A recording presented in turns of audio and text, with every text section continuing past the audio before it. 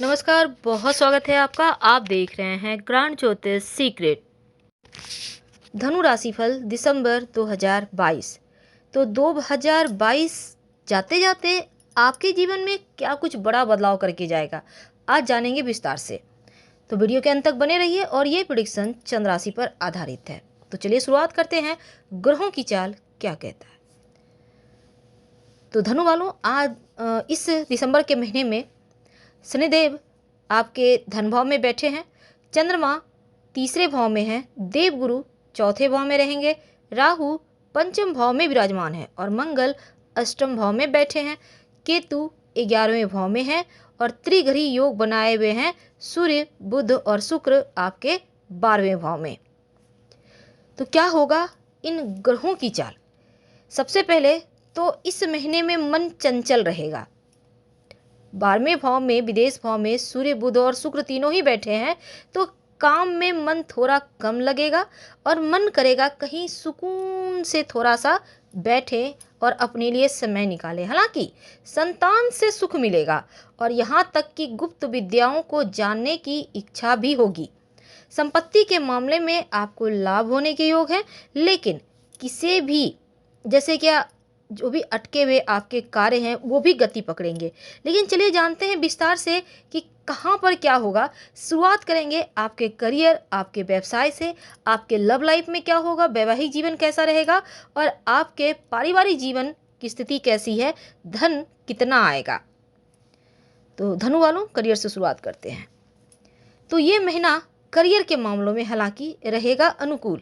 चतुर्थ भाव में देवगुरु बृहस्पति की पूर्ण दृष्टि आपके दसम भाव पर है, जिससे करियर में आपको कहीं कोई टेंशन नहीं होने वाली।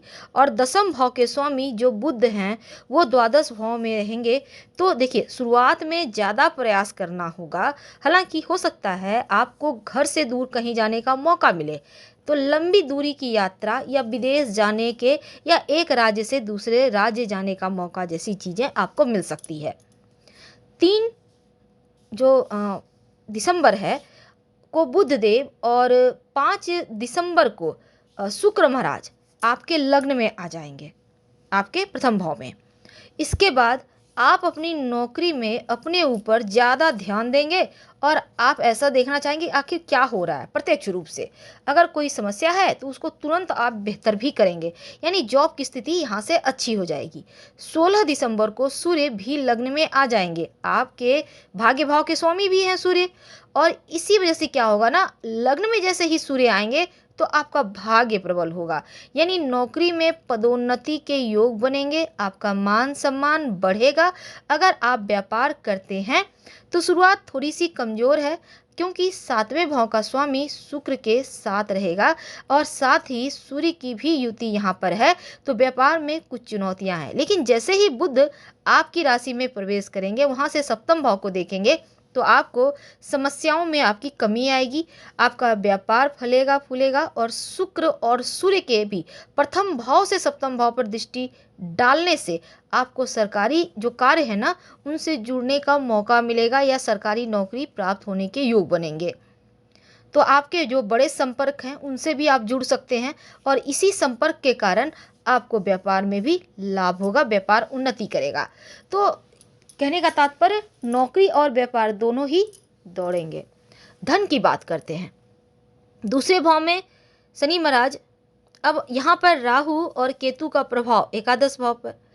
इसके अलावे क्या होगा, कुंडली के जो द्वादश भाव में बुध शुक्र सूर्य हैं और उनके ऊपर जो मंगल देव हैं उनकी पूर्ण दृष्टि है। तो इससे क्या होगा, शुरुआत में थोड़ा सा खर्चा बढ़ेगा, हालांकि इनकम भी बढ़ेगा। लेकिन जैसे ही 3 दिसंबर को बुध, 5 दिसंबर को शुक्र लग्न में आएंगे तो खर्चों में कमी आएगी और कुछ महत्वपूर्ण शॉपिंग भी इस समय कर पाएंगे। हालांकि 16 दिसंबर को सूर्य लग्न में आएंगे तो खर्च समाप्त कम हो जाएगा, बहुत कम हो जाएगा। और अगर आप व्यापारी हैं तो आपको सरकारी क्षेत्र से भी लाभ मिलेगा, आपका व्यापार को आप आगे की ओर बढ़ाएंगे और वो बढ़ता चला जाएगा। नौकरी करते हैं तो उत्तरार्ध में कुछ बड़ा लाभ होगा और साथ ही देखिए आप अपनी जो आर्थिक तौर पर आपको अच्छे परिणाम इसमें प्राप्त होंगे, यानी कि धन के मामलों में टेंशन आपको नहीं लेना है।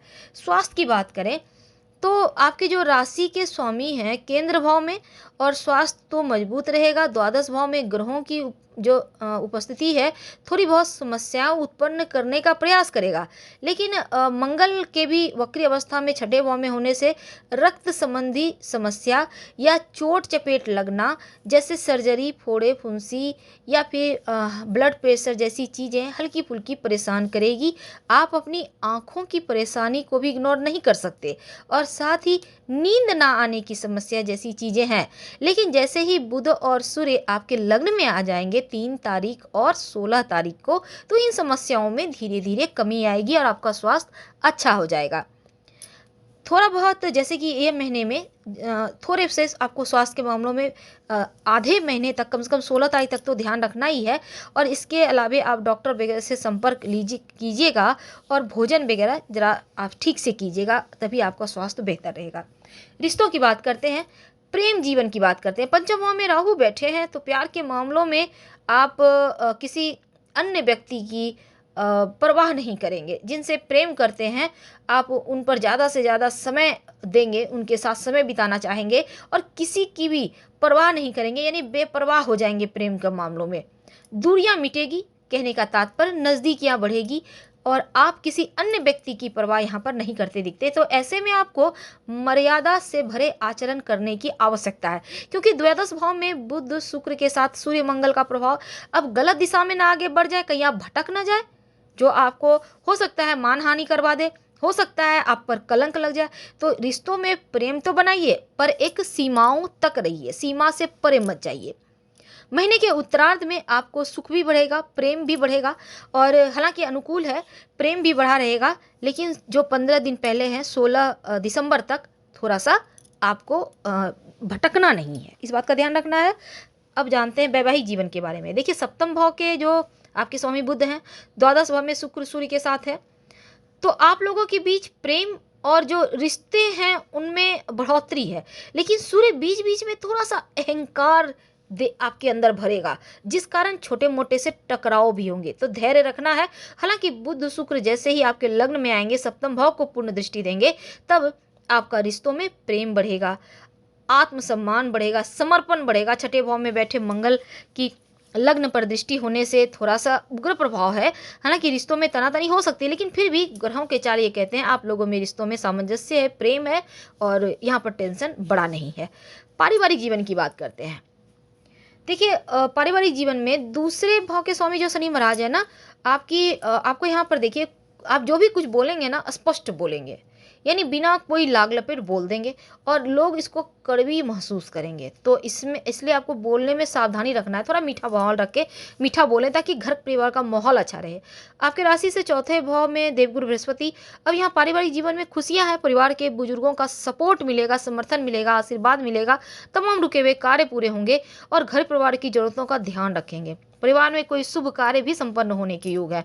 हालांकि तीसरे भाव के स्वामी शनि की दूसरे भाव में उपस्थित भाई बहनों का सपोर्ट मिल रहा है, तो ऐसे में क्या होगा, बस थोड़ा सा आपको उनके स्वास्थ्य का ध्यान रखना है। तो कुल मिलाकर चीज़ें आपके पक्ष में है, पर उपाय क्या करेंगे कि दिसंबर का महीना अच्छा हो जाए।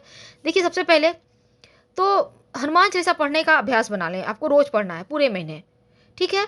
और रोज़ अपने माथे पर हल्दी या केसर का तिलक पहले भगवान श्री हरि के चरणों में लगाइए, या उनको तिलक लगाइए माथे पे, और जो आपके उंगली में लगा रह गया उसी से खुद को तिलक कीजिए, और भगवान सूर्य को प्रणाम करके 27 बार गायत्री मंत्र आपको रोज पढ़ना है। आप चाहें तो जल भी अर्पित कर सकते हैं। जो आपके बड़े हैं उनका सम्मान करें, झूठ ना बोलें, तो उत्तम रहेगा। फिलहाल आपसे विदा लेते हैं।